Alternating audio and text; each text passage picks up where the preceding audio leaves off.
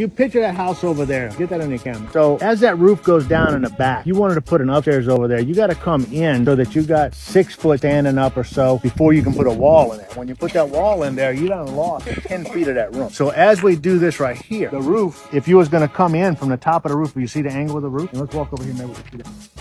So if you was going to do a 2-story house here, the top line will be right at the bottom where the bird's cage is, the bottom of the roof. In order to be able to put a 2-story in this house, you got to come in about 6 feet in order for that to be able to be tall enough for you to put a room in there, because you couldn't stand up in it. So you lose that much square foot. So we had so much on the bottom that we were going to go down. We were able to do that by going downstairs because we already had to dig it out. We already had to put the footers in. We already had to do everything. And because we already had to do it, then it was just wasted money. Now we're doing it and we're making money with that space that we got right now.